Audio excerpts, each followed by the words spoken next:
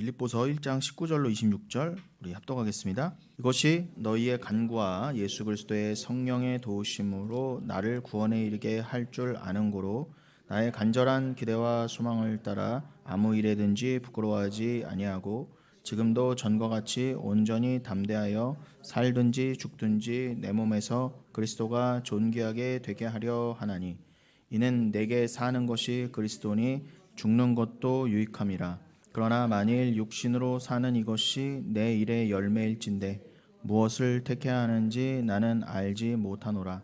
내가 그 둘 사이에 끼었으니 차라리 세상을 떠나서 그리스도와 함께 있는 것이 훨씬 더 좋은 일이라. 그렇게 하고 싶으나 내가 육신으로 있는 것이 너희를 위하여 더 유익하리라. 내가 살 것과 너희 믿음의 진보와 기쁨을 위하여 너희 무리와 함께 거할 이것을 확실히 아노니 내가 다시 너희와 같이 있으므로 그리스도 예수 안에서 너희 자랑이 나로 말미암아 풍성하게 하려 함이라. 아멘. 네, 지금 빌립보서 1장 19절 이하 읽으셨는데요.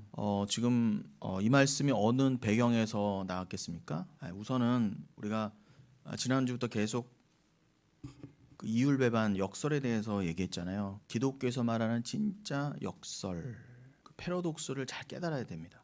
근데 성경 전체가 다 그 이율배반과 역설에 관한 말씀인데, 근데 여러분 이 세상 자체가 모순이잖아요. 일단은 하나님 나라와 완벽하게 대조되는 이 땅 자체가 모순이잖아요. 분명히 눈에 보이는데 가짜잖아요. 이거는요. 진짜가 아니란 말입니다. 이 땅에서 우리가 영원히 살 수 없는 존재로 원래 영원한 절망 가운데 아무런 소망 없이 살아가야 했어요. 여기서 열심히 살았지만 절대 소망을 얻을 수 없었어요. 여러분 그게 정말 절절히 깨달아지시란 말이에요. 야, 나는 어떻게 하면 좋을까 진짜.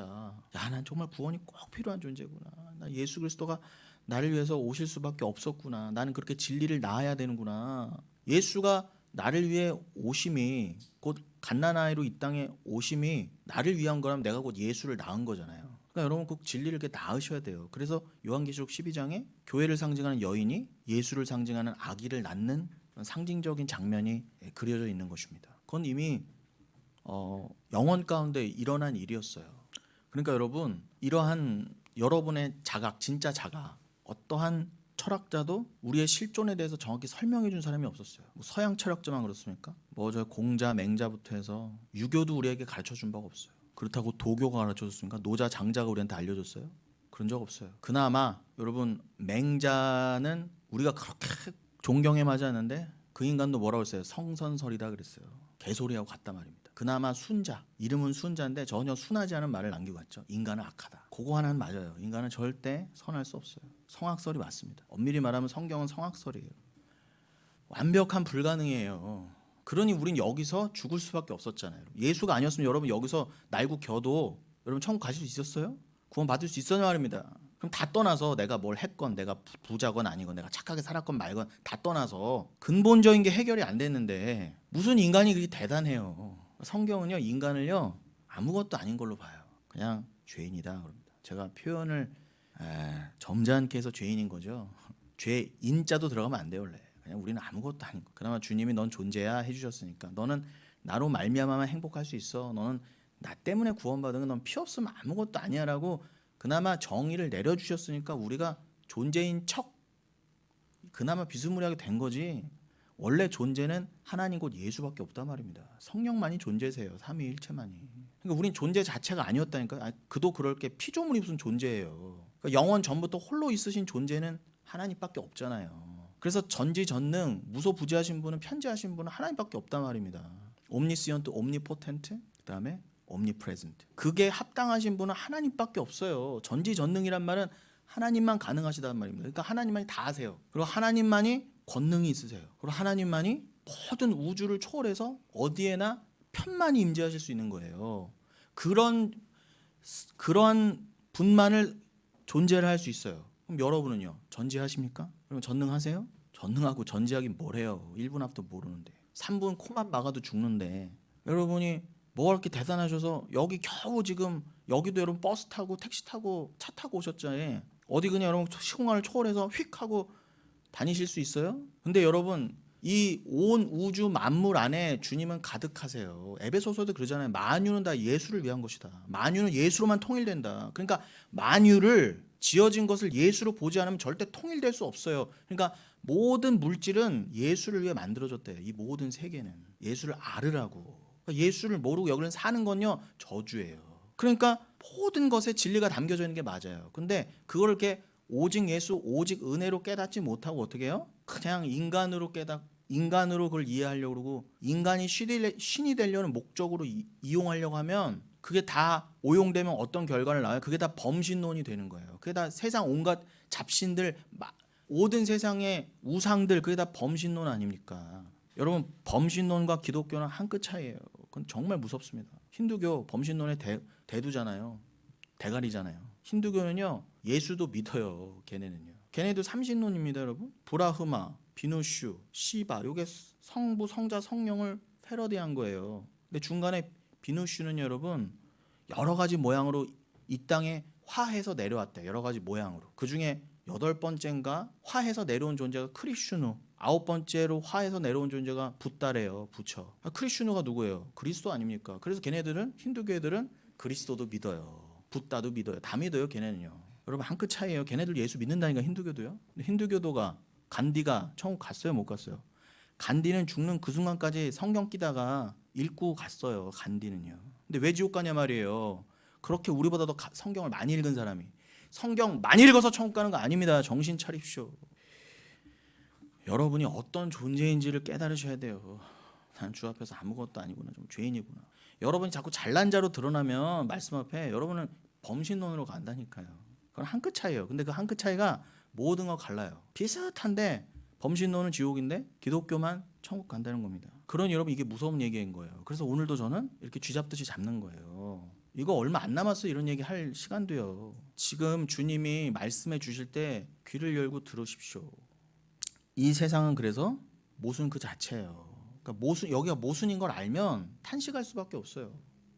오호라 나는 공고한 자고. 야, 진짜 난 여기 끼어 있구나.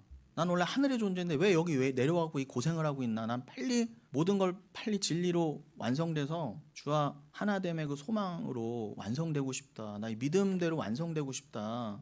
야, 내가 여기 왜 내려왔는지는 알아요. 내가 왜 태어났고 왜 살고 어디로 가는지는 아는데 그걸 빨리 다 깨닫고 가기를 원하는 게 맞아요. 다시 돌아가기를요.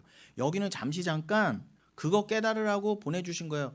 내가 어디서 하고 왜 살고 어디로 가는지를 알아야 은혜를 알고 감사를 알죠. 고난을 통해, 눈물을 통해 내가 왜 하나님만으로 살아야 되는지, 내가 왜 하나님만으로 기뻐해야 되는지, 내가 영생을 어떻게 살아야 되는지, 영생은 나에게 어떻게 주어졌는지 알아야 천국을 가든지 말든지 할 거 아닙니까? 그거 안 자는 가도 돼요. 근데 그거 모르는 자는요 900살 넘게 살아도 안 돼요. 무두셀라처럼. 근데 여러분, 무두셀라도 969세에 죽이셨죠? 하나님 영원히 참지는 않으세요. 반드시 죽이십니다. 모든 인간을 죽이시되 누구는 완전히 죽어 지옥 가느냐, 누구는 그 죽음으로 부활에 이르러 천국 가느냐. 두 가지예요. 그러니까 여러분이 반드시 맞닥뜨려야 될 죽음을 예수와 함께 부활을 위한 죽음으로, 부활이 진짜 복이잖아요. 그 복을 위한 전제 조건으로 자기 부인으로 받아들이지 않으면 여러분의 그 육신적 죽음이 여러분을 영원한 지옥으로 끌고 갈 거란 말입니다. 근데 여러분, 이거는 이 세상 그 어떤 것보다도 우주를 통틀어서라도 가장 중요한 얘기예요. 그래서 이러한 맥락 가운데 여러분, 우리가 지금 몇 주간 이런 얘기들 계속 나눴잖아요. 지금 얘기가 좀 지난 3주간 했던 얘기에 조금 이렇게 정리한 말씀이었는데, 제가 성경이 전체가 다 이 얘기지만 더더욱 요즘 우리 교회와 함께 이 말씀들을 나누면서 빌립보서 1장이 생각나더라는 거예요. 그래서 오늘 본문을 빌립보서 1장으로 삼은 거예요. 오늘 설교 제목이 뭐였습니까? 여러분 미리 아까 화면에 뜬 거 보셨었어요? 23절이었잖아요. 내가 그 둘 사이에 끼었으니. 이거야말로 이율배반이에요. 모순이에요. 내가 어디에 끼었다는 거예요? 하늘과 이 땅 사이에 꼈다는 거예요. 나 원래 하늘의 존재인데 내가 여기 왜 낑겨 있지 지금? 여러분, 예수 그리스도께서 겟세마네에서 기도하실 때 어디서 기도하셨어요? 말 그대로 겟세마네가 어디예요? 감람산이잖아요. 감람산의 서쪽이 겟세마네예요. 그 기드론 골짜기 건너자마자 보이는 곳, 성전에서 보면은 동쪽으로 바로 접해서 기드론 골짜기 지나자마자 보이는 반대편에 보이는 곳이 겟세마네라 말입니다. 겟세마네는 감람산이라고 그랬죠? 감람산은 여러분 처처에 이렇게 기름 짜는 틀이 있었어요. 거기서 올리브를 넣고 압착시켰어요. 감람유를 내려고 올리브유를. 근데 그 압착하는 거를 헬라어로 뭐라고 하냐? 그걸 들립시스라 그래요. 꽉 짜낸다. 근데 그 들립시스를 뭐라고도 해석하느냐, 표현하느냐? 그게 고난이에요. 고난을 들립시스라고도 해요. 우리가 받는 고난은 뭐예요? 마치 신선한 올리브가, 상품을 위한 올리브가 버진 엑스트라, 그 최고급 엑스트라 버진, 그 최고급 감람유가 되기 위해서 감람유 틀에 들어가서 짓이겨져야 돼요. 쫙 짜내야 됩니다. 여러분이 거기 사이에 들어가 있는 걸 아세요? 예수님이 왜 땀이 피가 되도록 기도하셨다고요? 거기에 틀 안에 들어가셨거든요. 예수가 우리와 함께, 우리보다 먼저. 예수님은 완전히 그래서 짓이겨지신 거예요, 여러분. 이미 겟세마네에서 그렇게 되시고 나서 다음날 십자가에 달리셨단 말입니다. 여러분도 반드시 그 길 가셔야 돼요. 그거 외면하지 마세요. 외면하는 인간들이 다 가짜예요. 그 외면 없어요. 주와 함께 십자가 달리셔야 됩니다. 그러니까 주님이 간절히 기도한 건 뭐예요? 내가 여기에 끼었으니, 마치 압착틀 사이에 끼인 것처럼 압착틀에 들어가야 소망이 있을 거 아닙니까? 나 좀 제발 건져주옵소서. 여기서 여러분이 그 간절한 기도를 얻어내시는 게 주님의 목적이에요. 그래서 집어 넣으시는 거예요. 여러분을 최고급 감람유를 뽑아내시려면, 감람유는 성경에서 가장 성스럽고 제사에 꼭 필요하고, 뭐 심지어는 성막과 성전 안에서 피우던 모든 재료가 감람유였어요. 여러분 불 다 뭘로 켰겠어요? 석유를 갖다 켰겠어요? 뭐 등유, 참기름을 갖다 켰겠어요? 감람유였단 말이면 다. 그러니까 여러분이 성전 안에 들어갈 그 기름이 되기 위해서 여러분 고난을 받으셔야 돼요. 여러분의 껍질이 찢어져야 돼, 깨져야 됩니다. 여기면 육신이 죽어나가야 돼요. 외면하지 마십시오. 그러나 주가 먼저, 주가 여러분과 함께 들어가지 않았습니까? 그럼 여러분 아직은 여러분은 들립시스 중이에요. 이걸 건너 가셔야 돼요. 성경에서 이걸 외면하라는 얘기 없어요. 가짜들은요 그걸 말하지 않아요. 다 엉뚱한 복만 말해줘요. 이 땅에서의 잘 먹고 잘 사는 거, 건강하고 병 낫고 부자 되는 것만 말해줘요. 절대 들립시스를 말해주지 않는다니까요. 그러니 진짜 복이 전해지지 않는 거예요. 여러분 예수도 그 안에 들어가셨어요. 그럼 여러분도 주와 함께 그 즙틀에 들어가셔서 주와 함께 죽으셔야 합니다. 그럼 여러분 그 사이에 꽉 끼어 계시면 얼마나 힘들어요. 그죠? 당연히 눈물이 나오죠. 당연히 애통이 나오죠. 당연히 누가 나에게 좀 여기서 건져주세요. 내가 지금 끼어 있어요. 끼어 있습니다. 그럼 고백이 나오겠죠. 지금 사도 바울도 그런 상황을 살았고 빌립보서를 쓰는 지금도 그 상황인 거예요. 여러분 그 우리가 읽은 부분을요 3번역으로 한번 열어주세요. 표준 3번역으로 제가 자막을 좀 넣었습니다. 자, 여러분 눈으로, 여러분이 아까 우리가 본문으로 읽은 건 개역 개정으로 읽은 거고 지금은 표준 3번역이에요. 한번 19절부터 표준 3번역. 제가 아까 됐다며 표준 3번역. 그러면 집에서 한번 표준 3번역 잘 읽어보시고 제가 12절부터 18절을 표준 3번역으로 넣어달라고 그랬나요? 아 그럼 제가 실수했네요. 죄송합니다. 쏘리. 괜찮습니다. 뭐 여러분 표준 3번역 집에서 19절부터 한번 읽어보시고 그러면은 이 19절부터 우리가 한번 읽어봤잖아요.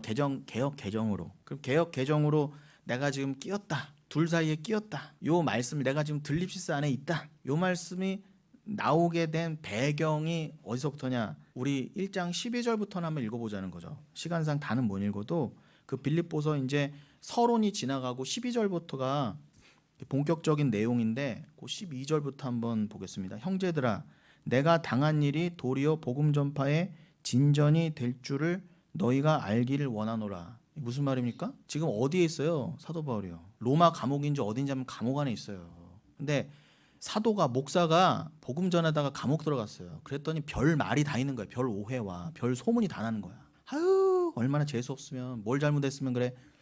말씀 전하다가 목사가 감옥 들어가. 이렇게 된 거예요. 근데 사도 바울 뭐라 했다고요? 형제자매 여러분, 여러분이 정말 나의 형제자매라면 나에게 일어난 이 일은, 감옥에 갇힌 이 일은 우연이 아닙니다. 이건 도리어 복음을 전파하는 데에 도움이기 때문에 하나님이 날 여기에 가두신 줄로 믿습니다. 이 말이에요. 그도 그럴 게 갇혔으니까 빌립보서가 쓰여졌잖아요. 여러분 사도 바울이 안 갇혔으면 여러분 이거 성경 없습니다. 게다가 사도 바울이 끝까지 자기 잘난과 자기 열심과 자기 건강으로 다 돌아다녔어. 여기도 개척한 데 가서 또 살펴보고 순회하면서 영광 다 받아먹어. 내가 개척했다. 내가 여기서 몇 년 사역했다. 그리고 팔팔이 돌아다녀요. 그럼 누가 영광 받아요? 바울만 영광 받는 거예요. 처음에는 하나님 영광, 하나님이 개척하셨습니다. 이래도요, 결국 인간은 어떻게 해요? 자기 영광 따먹기라니까요. 근데 하나님이 다 말살시킨 거예요. 못 돌아다니게 가둬버리신 거예요. 그리고 어떻게 해요? 편지만, 서신만, 말씀만 돌았어요. 자기 개척한 교회에. 그 말은 뭐예요? 말씀만이 역사하더라예요.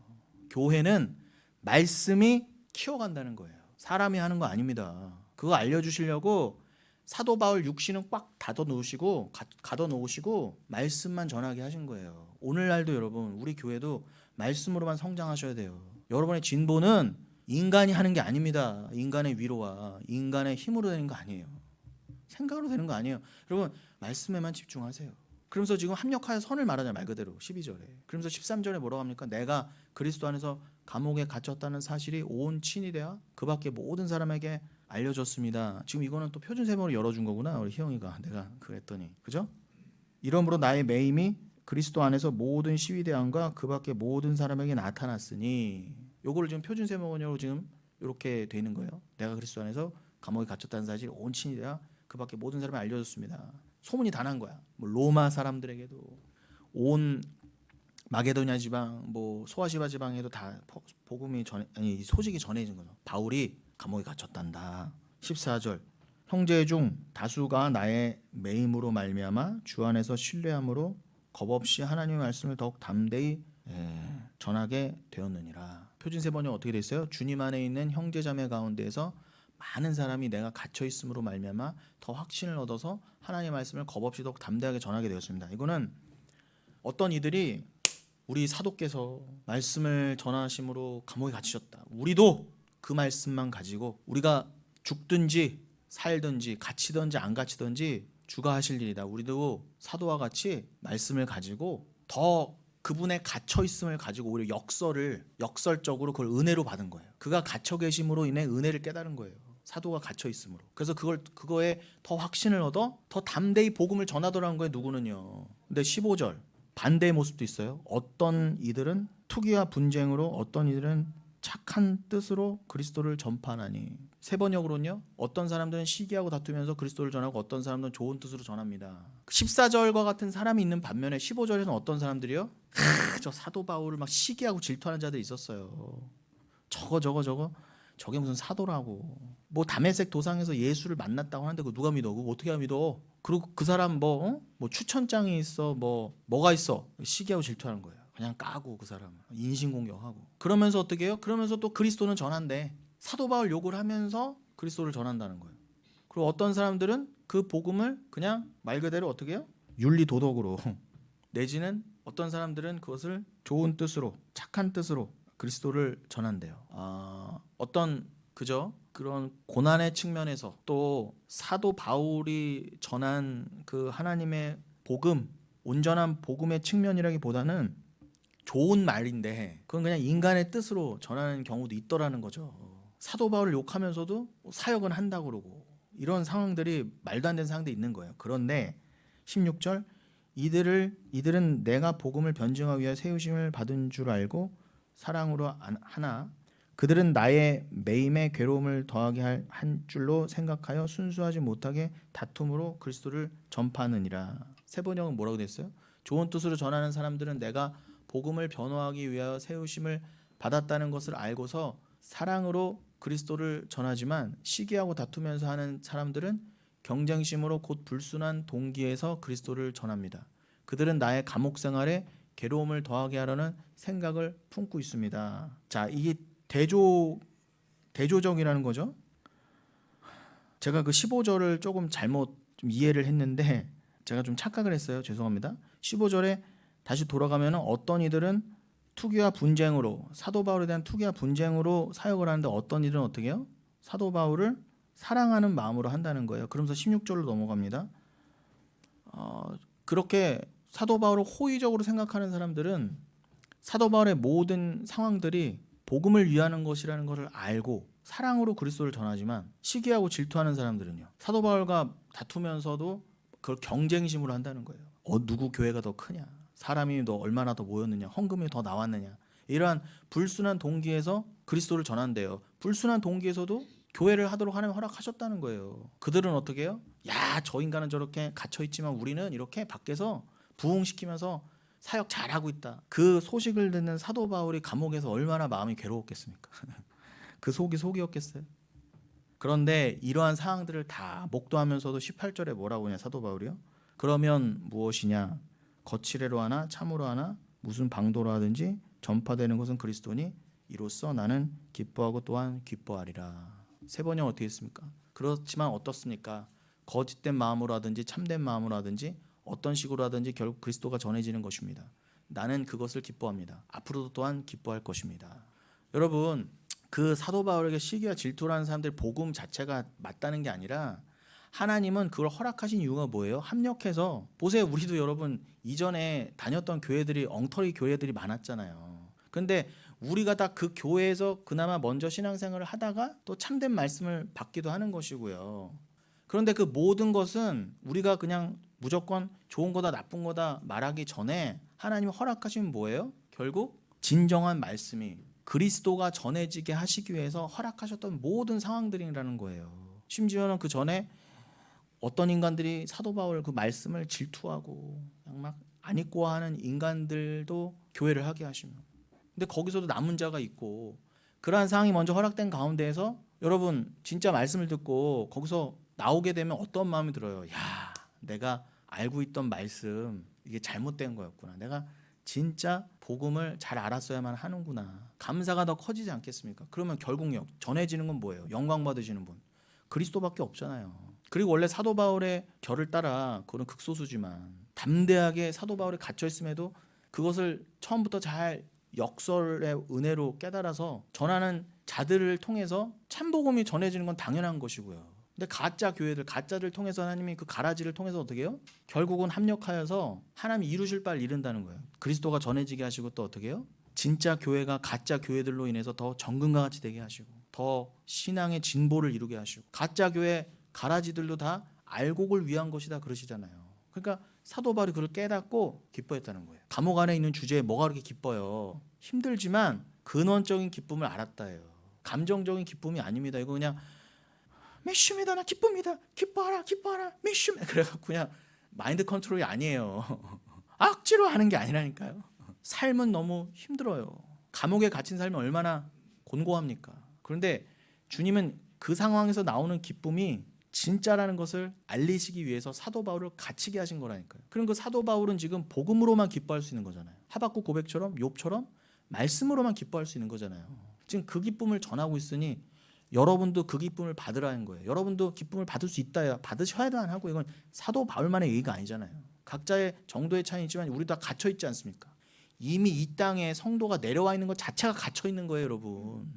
여기 자체가 감옥이라니까, 여러분. 여기가. 그런데 이 땅에 내려온 존재가 여긴 진짜 여기가 진짜 감옥이구나, 여기가 저주구나를 깨달아라. 그리스도로 인해 이 감옥을 탈출하지 못하면 어떻게 해요? 마태복음 5장에도 나오잖아요. 여기 우린 갇혀 있다. 너희들 사랑이 아니면 은혜가 아니면 절대 여기서 건져 올리지 못한다. 예수가 아니고는 안 된다. 분명히 말씀하시잖아요. 산상순에도 말씀하시잖아요. 근데 여러분이 예수와 함께 이 완전히 막혀 있는 이 감옥, 시공간으로도 갇혀 있네. 여러분들이 얼마나 뭐 돈을 벌어서 우주선을 개발해서 뭐 여기서 튀어나가실 것입니까? 아니, 나갔다 쳐요. 우주 끝까지 우주선 타고 간다고 해서 여러분이 영생으로 나가실 수 있어요? 돈으로도 안 돼요. 기술로도 안 돼요. 시간적으로도 안 되잖아요. 그러니까 여러분, 우리는 완벽한 불가능해요. 꽉 갇혀 있는 거예요. 근데 여기서 여기는 감옥이구나, 내가 갇혀 있구나. 그러나 내가 사도 바울이 깨달은 그 기쁨을 내가 주로 인해 깨닫지 못하면, 은혜를 깨닫지 못하면 나는 영원히 땅의 존재로 영원한 진짜 감옥에 영원히 갇히는구나. 그게 지옥이에요. 땅의 존재가 땅의 존재로 영원히 꽉 묶여지는 것. 그냥 도장 딱 찍혀서 너는 영원히 땅의 존재야 라고 하나님이 인쳐버리는 게 지옥이란 말이에요. 영원한 지옥. 근데는요, 그럼 여러분은요, 성도는요, 이 땅의 감옥에 갇혀서 진짜 지옥을 깨닫는 거예요. 야, 땅에 갇히는 것만 해도 이렇게 힘들고 슬프고 저주인데 내가 영원한 지옥으로 들어가면 안 되겠다. 내가 그리스도를 믿어야 되겠다 라는 자는 탈출이라니까요. 그게 구원이잖아요, 여러분. 여러분이 구원이 필요하다면서요. 그럼 여러분 죄인이라는 뜻 아닙니까? 여러분이 불가능하기 때문에 죄인이라는 것이고, 그래서 여러분의 구원이 필요하다는 거예요. 그래서 예수는 구세주라는 거예요. 근데 이게 안 받아들여져. 여기가 왜 지옥이야? 내가 왜 예수를 안 믿으면 왜 영원한 지옥에 내가 이제 지옥 백성으로 영원히 인쳐진다는 거야. 이게 안 깨달아지는데 복음이 무슨 소용이 있어요. 복음이 이게 기쁠 리가 없어요. 이 말씀이. 그러면서 오늘 본문이 19절로 넘어가는 것입니다. 이것이 너희의 간구와 예수 그리스도의 성령의 도우심으로 나를 구원에 이르게 할 줄 아는 고로. 분명히 그러죠. 이 기쁨이 예수 그리스도의 그 성령의 도우심으로 또 너희들의 기도와 간구로. 그래서 기도와 간구는 함께 그 기쁨을 이어받은 자. 말 그대로 야 사도 바울 목사님이 감옥에 갇히셨으니 우리도 담대히 복음을 전하자 했던 그들이요. 뭐 디모데나 디도 같은 자들이겠죠. 그들의 기도와 간구, 교회의 진짜 교회의 중보, 그리고 그것이 가능하게 하신 예수 그리스도의 성령의 도우심으로 그래 나는 이 기쁨을 지금 감옥 안에서도 깨닫고 유지하고 있어. 이 기쁨이 나를 구원에 이르게 할 줄 나는 알아. 그래서 기뻐. 진짜 말 그대로. 20절 나의 간절한 기대와 소망을 따라 아무 일에든지 부끄러워하지 아니하고 지금도 전과 같이 온전히 담대하여 살든지 죽든지 내 몸에서 그리스도가 존귀하게 되게 하려 하나니. 그럼 여러분 삶이 단촐해지잖아요. 지금요. 명확해지고 있잖아요. 나의 지금 상황. 그리고 게다가 지금 감옥에 갇혀 있어. 그럼 더욱더 말씀에만 집중할 거 아닙니까? 그럼 나의 간절한 기대와 소망에만 여러분 더욱더 집중해지지 않겠어요? 내가 지금 감옥에 갇혀 있지만 난 부끄럽지 않다는 거예요. 그리고 내가 지금 이 감옥에서 뭐 죽든지 결국 로마 감옥에서 죽었잖아요. 그리고 내가 또 감옥에서 풀려나가서 살든지 어차피 나는 어떻게 해요? 내 모든 삶은 그리스도의 영광을 위한 것이다. 그 복음을 위한 것이다 그래요. 그러니까 내가 지금 감옥에 갇혀 있든 나가 있든 그건 중요한 게 아니에요. 나는 어차피 어디에 있든지 어떤 삶을 살든지 주를 위한 삶이거든요. 그러니 어디에서든 만족할 수 있는 거예요. 그래서 빌립보서 4장에도 그러잖아요. 내가 부요함에 있든지 가난함에 있든지 어떤 상황에 있든지 나는 자족할 수 있는 일체 비결을 배웠다 그러잖아요. 고난 가운데에 내 몸은 힘들 수 있어요. 어떤 상황이 내 옛사람은 그걸 싫어할 수도 있어요. 거부할 수 있어요. 그러나 내 안에 성령이 그 삶을 살게 하신다. 어떤 삶이요? 겉으로 보이는 삶에 일희일비하지 않고 처음에는 내가 눈물이 날 수도 있고 이해가 안 될 수도 있지만 주님은 절대 오르십니다. 주님 반드시 합력해 선이시죠.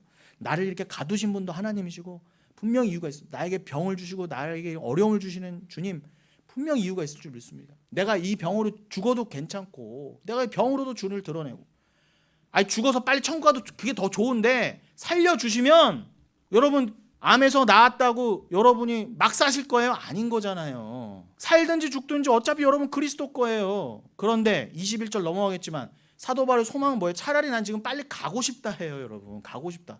이는 내게 사는 것이 그리스도니 죽는 것도 유익함이라. 세상은 죽음이 재수없다고 그럽니다. 왜 빨리 죽는다고 그래? 왜 죽는다 그래? 죽음 자체를 막 두려워하고 죽음 자체를 터부시해요. 아닙니다.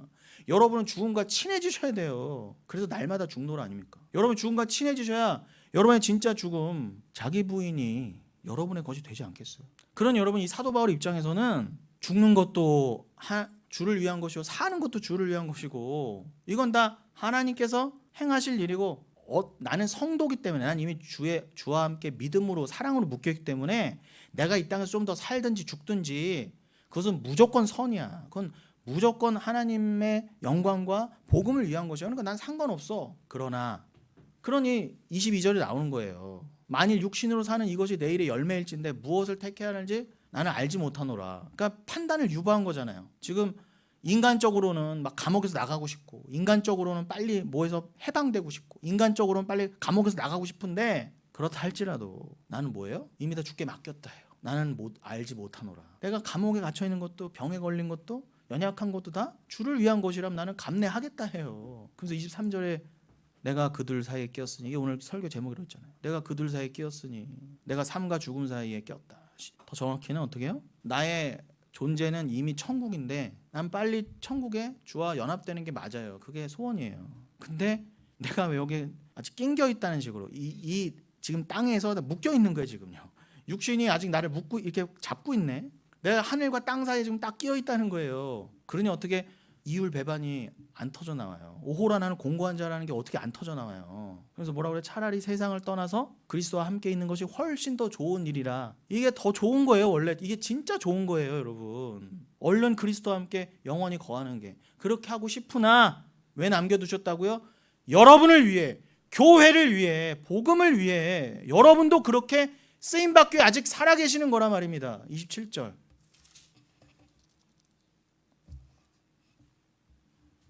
26절까지인가요? 네. 26절까지 우리가 지금 어디야 지금? 갑자기 헷갈려.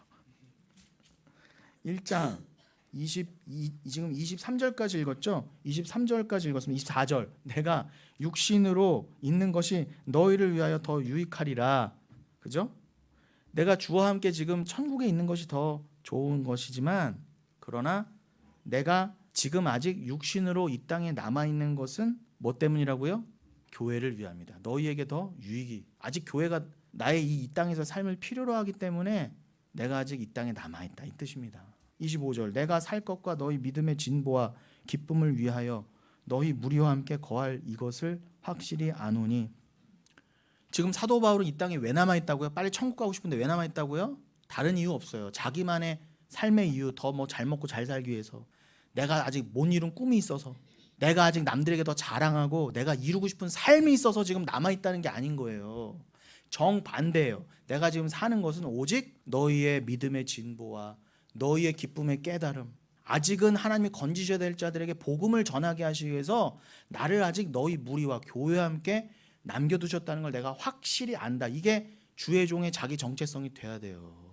주의 종은 더더욱 자기만을 위한 삶이 없어요. 사나 죽으나 진짜 말씀을 위한 것입니다. 26절. 내가 다시 너희와 같이 있으므로 그리스도 예수 안에서 너희 자랑이 나로 말미암아 풍성하게 하려 함이라. 내가 빨리 천국에 가고 싶은 게 맞는데, 그리스도와 함께 지금 온전히 연합되어서 구원의 완성이 이루고 싶지만, 내가 아직은 너희와 함께 뭐 감옥에서 있어서 서로 떨어져 있을지 모를지언정 지금 막 편지를 써서 서로 주고받고 있고 그렇게 하고 있잖아요. 내가 아직은 이 땅에 남아 있음은 그리스도 예수 안에서 너희 자랑이 나로 말미암아 풍성하게 하려 함이라. 주님이 그 복음 전파와 함께 너희가 복음으로 거듭나고 구원받는 모습을 나로 하여금 귀로 듣고 눈으로 목도하게 해서, 내가 개척한 교회에서 또 그런 귀한 영혼이 구원을 받았다고? 이 소식이 가장 기쁜 거예요. 이것만 사도는 지금 목매고 기다리는 거예요. 그 구원받았다는 그 하나님의 자랑이 내 자랑이지, 그 영광이 하나님의 영광이고 그게 내 진짜 상급이지, 이렇게 되는 거예요. 여러분, 그래서 우리는 로마서 7장 24절로 25절을 다시 열어주겠습니까? 이러한 역설을 여러분이 품으시고, 우리가 몇 주간 봤었던 오호라 나는 공고한 사람이다, 이 사망의 몸에서 누가 나를 건져내랴, 우리 주 예수 그리스도로 말미암아 하나님께 감사하리로다.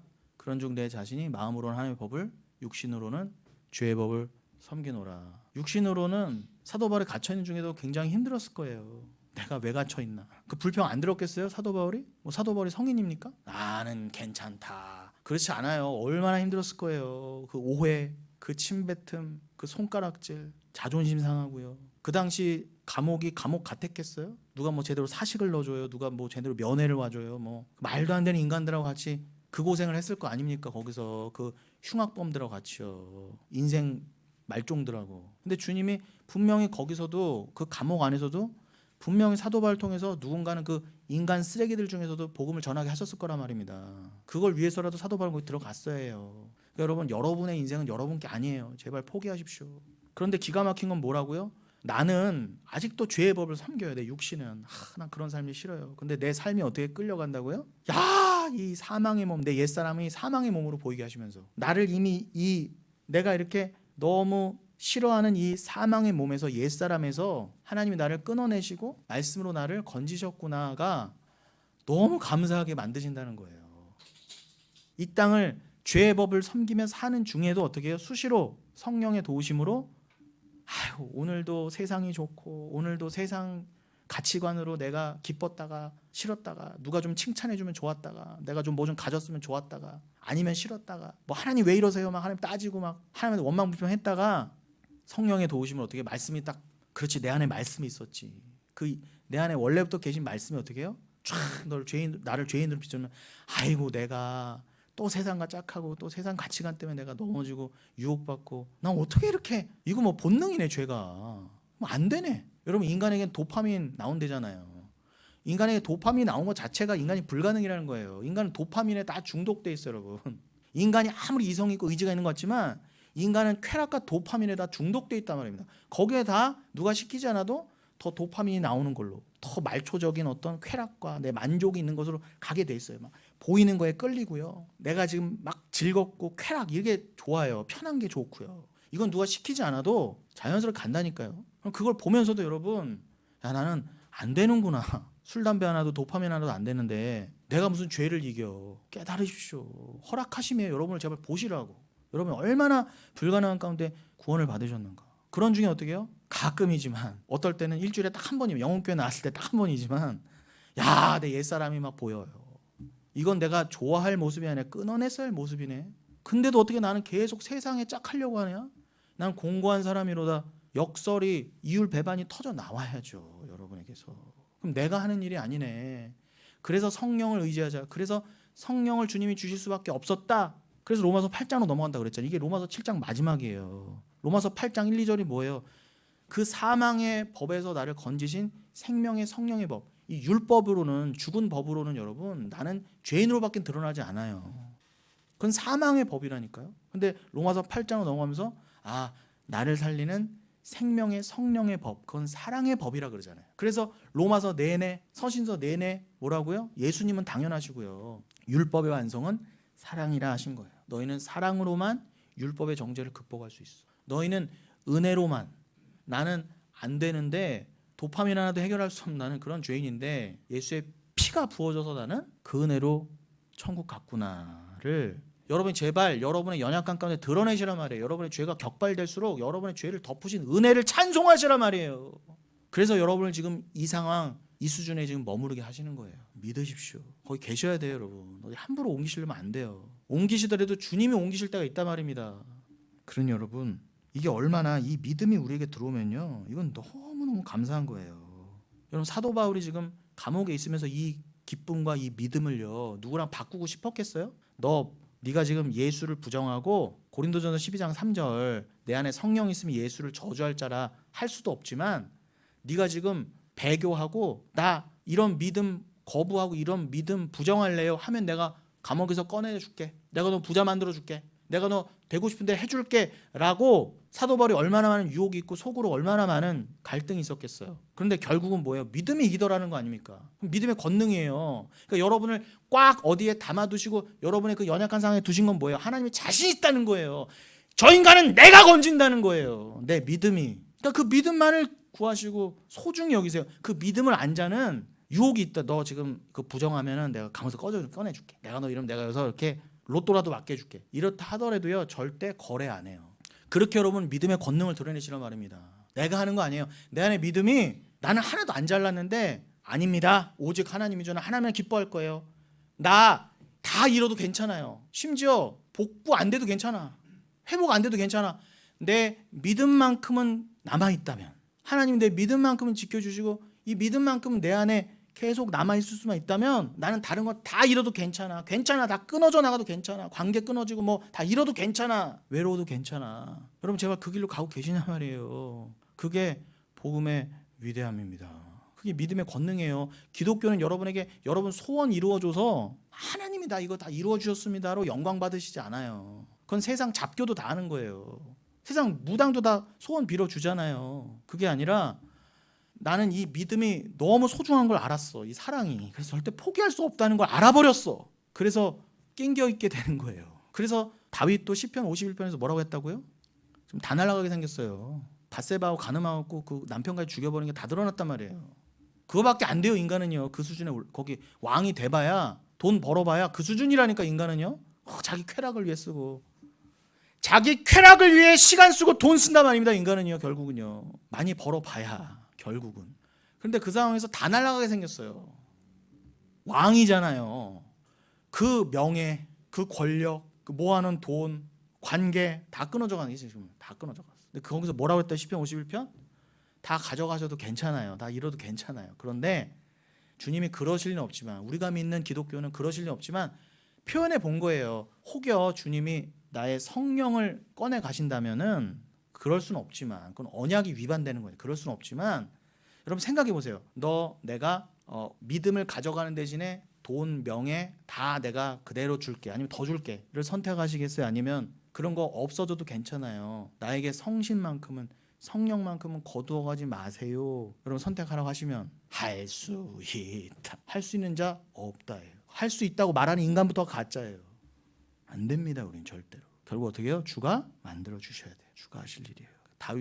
그래서 다윗의 그 고백이 시편 51편이 성경에 기록된 거예요. 여러분의 것이 되라고. 다윗 잘남으로 그 고백한 거 아닙니다. 다윗이 잘나서 그 고백한 거 아니에요, 여러분. 다윗은 미친 거예요, 그 순간 성령에. 내가 하는 말이 아니 이렇게 되는 거예요. 내 입술로 말하지만 그건 다윗의 말이 아니었던 거예요. 여러분의 인생이, 여러분의 육체가, 여러분의 삶이 그렇게 쓰임 받으시기 바랍니다, 제발.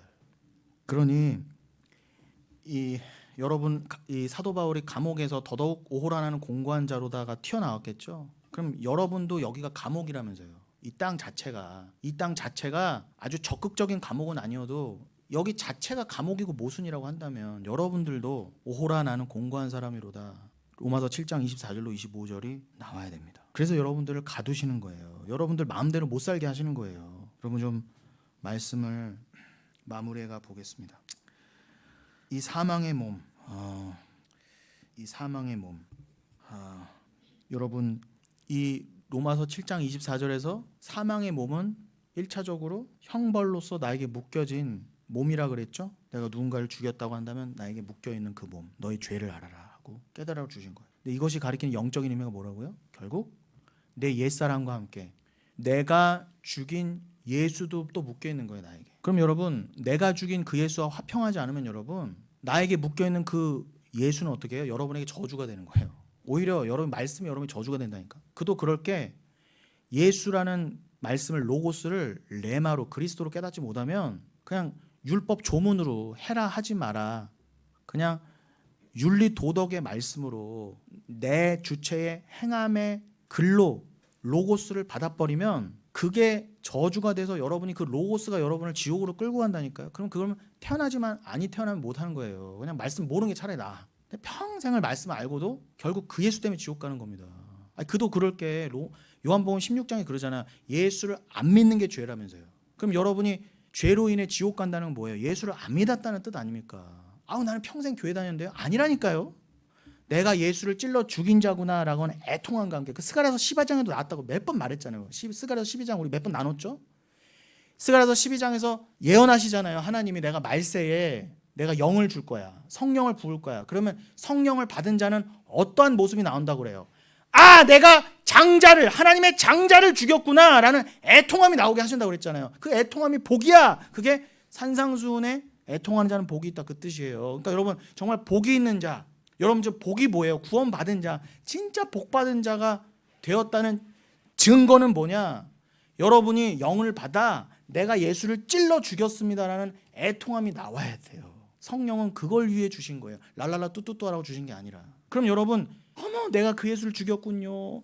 내가 이 예수가 화평해야 되는군요를 깨닫지 못하면 나와 묶여있는 그 예수가 나를 지옥으로 끌고 간다니까 그 말씀이요. 율법의 그 정죄의 말씀이. 근데 그 율법의 정죄를 사랑으로 받아들이면 이게 예수 믿으란 얘기였구나. 예수와 화평하란 얘기였구나로 깨달아졌어. 그럼 나와 저주로 묶였던 그 예수가 나와 이렇게 묶여 있었는데 이렇게 화평하는 거잖아. 이렇게 처음엔 시체로 묶여 있었어요. 너무 재수없고 더럽고 너무 싫었는데 사랑으로 화평. 뭡니까? 평안. 화평 묶였어. 그렇게 됐을 때 그 사랑으로 여러분 구원 받는 거예요. 그래서 여러분 사랑으로 그 예수를 여러분과 원수되었던 그 예수를 그의 사랑으로 말미암아 그를 영접하여 천국에 구원함을 받으라입니다. 그래서 요한복음 1장 11절로 13절을 열어주세요. 영접이 나오죠. 영접. 요한복음 1장 11절로 13절. 자기 땅에 오매 예수가 그 빛 대신 예수가 자기 땅에 오매 자기 백성이 영접하지 아니하였으나 영접하는 자고 그 이름을 믿는 자들에게는 하나님의 자녀가 되는 권세를 주셨으니 이는 혈통으로나 육정으로나 사람의 뜻으로 나지 아니하고 오직 하나님께로부터 난 자들이니라. 여기 보세요. 예수가 분명히 자기 땅에 오셨는데 백성이 영접하지 아니했대요. 그래서 죄인이라는 거예요. 여러분 스스로 영접한 자 아무도 없어요. 람반으로 되어 있거든요. 영접하다가 헬라어로 스스로 람반어 할 수 있는 사람은 아무도 없어요. 그게 우리들의 근본적인 한계고 죄라는 거예요. 성경이 증언하잖아요. 다 영적인 맹인이어서 분명히 예수가 오셨는데 아무도 어머 나의 주님하고 먼저 스스로 영접한 자가 없었다. 그런데 12절 역설이죠. 영접하는 자. 이건 이 말은 뭐겠어요? 주님이 영접하게 하시는 자. 우리는 아직 주와 등 돌리고 있는데 이렇게 우리를 향해서 등 돌리셔서 나와 같이 하나 되자 하는 그 일이 영접이란 말입니다. 그러니까 영접은 우리가 하는 게 아니에요. 주는 우리가 영접하는 게 아니라 주님이 우리를 영접해 주시는 거예요. 그게 우리가 믿는 기독교입니다. 개혁신앙이에요. 그래서 로마서 5장 8절이잖아요. 우리가 아직 죄인 되었을 때, 우리는 아직 사랑도 모르고 내가 왜 죄인지도 모르고 내가 언제 예수를 찔러 죽였나도 모르고 우리가 아직 죄인 되었을 때 하나님이 그의 사랑을 증거하사 어떻게 해요? 독생자를 죽이셨다 그러지 않습니까? 그러니까 우리를 영접하시려고 그 아들의 피를 내셨다 해요. 이게 진짜 영접이에요. 그러니까 이 영접으로 자녀가 되는 권세는 절대 혈통으로나 육정으로나 사람의 뜻으로 절대 안 돼요. 인간의 뜻으로 안 돼요. 몇 대째 기독교 집안이에요. 나 뭐 이런 거 저런 거 했어요. 나 이런 사람이에요. 나 부자예요. 이런 거는 절대 안 된다는 거예요. 그러니 애저녁에 여러분 구원의 기준에서 우리의 뜻을 다 접으십시오. 그냥 겸손히 주님의 영접에 여러분을 맡기시기 바랍니다. 여러분 그래서 로마서 4장 6절로 좀 끝을 내보려 합니다. 로마서 4장 6절 열어주세요. 일한 것이 없이 하나님께 의로 여기심을 받는 사람의 복에 대하여 다윗이 말한 바 이렇게 돼 있죠. 여러분 이 말씀이 마치 오늘 제가 드린 설교를 한 문장으로 묶어놓은 것 같아요. 제가 지금 다윗 얘기했죠. 진짜 복에 대해서 얘기했죠. 산상수훈의 그 진짜 복에 대해서도 그러니까 산상수훈으로 설명된 구약과 신약 전체의 복에 대해서 정확히는 다윗도 말한 그 복이 예수님이 산상수훈으로 정확히 해석해 주신 거잖아요. 우린 다 복복복 하면은 세상도 구하는 복으로 알았는데 성경에서 말하는 진짜 복은 따로 있었고요. 그 복은 이미 다윗이 말했던 거예요. 다윗이 그 복을 시편 51편에서 뭐라고 했다고요? 내 안에서 성령을 가져가지 마세요. 이렇게 했거든요. 그런데 요 로마서 4장 6절에서 다윗이 말한 바 요 부분은 시편 32편 1, 2절이에요. 거기 뭐라고 돼 있어요, 여러분? 시편 32편 1, 2절 어떤 자가 진짜 복이냐라고 했을 때 이렇게 돼 있잖아요. 시편 32편 1, 2절 제가 그냥 읽어드릴게요. 허물의 사함을 받고 자신의 죄가 가려진 자는 복이 있도다. 마음에 간사함이 없고 여호와께 정죄를 당하지 아니하는 자는 복이 있도다. 요 뜻입니다. 요겁니다. 요거를 지금 사도 바울이 로마서 4장 6절에 갖다 쓴 거예요. 요걸 인용한 거예요. 시편 32편 1, 2절을요. 다윗도 뭐라고 그랬다고요? 진짜 복을 허물의 사함을 받고 내 죄가 가리워지는 게 복이다 그랬지 언제 부자 되고 오래 사는 게 복이라고 그랬어요. 2절 마음에 간사함이 없고 하나님께 여호와께 정죄를 당하지 아니한 자가 복이 있다. 정죄를 안 당하는 게 복이에요, 여러분. 가려진 게 복이라니까요. 다른 게 복이 아니라니까. 여러분들은 이미 다 복을 받으셨습니다라고 제가 담대하게 말씀드리는 거예요. 여러분의 형편과 상관없이. 여기서 간사함이 없다는 건 뭐겠어요? 그냥 윤리 도덕적으로 여러분 인간 중에 간사하지 않은 인간이 어디 있어요? 다 간사해요. 우리는요. 자기 유익과 만족 앞에서는 다 간사해집니다. 다 이기적이 되잖아요. 근데 성경에서는 진짜 간사함이 없음에 대해서 뭐라고 그래요? 우리가 지금까지 설교에서 나눈 걸로 종합해보면 뭐겠어요? 내가 예수를 찔러 죽인 자입니다 라는 진정한 고백, 나는 죄인입니다 라고 의심하지 않고, 그러니 주님 나를 덮어주세요, 사랑해주세요, 은혜 베풀어주세요 라고 주님 앞에 진실된 고백을 내어놓는 게 간사함이 없다는 거예요, 여러분. 이걸 막 그냥 문자적으로 읽어서 너 어디 가서 거짓말하지 마라. 아니 속에 죄가 그득그득한데 입으로 좀 안 말하는 거는 세상도 다 한단 말입니다. 일부러 착한 척하고 일부러 거짓말 안 하고 정의로운 척하고는 세상이 더 잘해요. 정치인이 더 잘해요. 그러나 성경에서 말하는 간사함은 그게 아니에요. 내가 예수를 찔렀습니다. 그 예수가 지금 나와 묶여 있습니다. 요거를 인정하게 되는 게 간사함이 없는 거라면, 여러분 그 간사함이 없는 건 여러분 힘으로 안 된다는 거예요. 성령이 여러분을 그렇게 고백하게 하실 것입니다. 여러분, 우리는 기독교를 믿고 있어요. 종교가 아닙니다. 여러분 초반에도 말씀드렸듯이 범신론으로 표현된 세상의 모든 종교와 기독교의 유일한 차이점이 뭐겠어요? 한 끝이 다른데 비슷해 보이는데 한 끝차 때문에 진리로 갈려요. 진리와 비진리로. 천국과 지옥이 갈린단 말입니다. 삶과 죽음이 갈리고 그게 설명돼요. 종교는 한마디로 뭐예요? 세상 모든 종교, 유대교를 포함한 모든 종교는 한마디로 뭐예요? 너가 무엇을 했는가 안 했는가를 말해요. 내가 이걸 했습니다. 나의 선행, 나의 의, 내가 이룬 것, 해라 하지 마라가 종교예요. 그러니 성경을 그렇게 읽는 게 바로 종교화시키는 거예요. 근데 성령을 받은 자는, 눈이 뜨인 자는요, 성경의 진의를 봐요. 표피 안으로 들어갑니다. 이거는 내가 주를 영접하는 게 아니고 영접되는 거구나. 내가 한 행위를 말씀하신 게 아니라 주가 나에게 행하신 행위, 그게 진짜 그걸 믿는 게 믿음이구나. 그게 행함이 있는 믿음이구나. 이렇게 깨닫게 돼 있어요. 내가 한 일을 말하는 건 기독교지만 주가 하신 일을 말씀하는 게 기독교예요. 주가 이루신 일, 십자가에서 이루신 일, 그분의 의, 그분의 거룩, 오직 은혜, 이게 기독교예요. 그러니 여러분, 남들은 다 껍데기로 성경을 읽을 때, 다 문자적인 행위로 들어갈 때, 결국 인간 자랑만 남을 때, 되도 않는 나는 가식이 없어요, 나는 간사함이 없어요, 이거 서로 자랑하고 있을 때 엉뚱한 걸로 그걸 다 내려놓으시고, 여러분이 감옥에 들어가는 상황 같을지라도 그곳에서 기쁨을 잃지 않으시고, 이건 내가 한 일이 아니에요, 이건 주가 하신 일이에요 라고 턱 내어드리란 말이에요. 그게 진짜 행위예요. 여러분, 덮여가십시오. 그게 복입니다.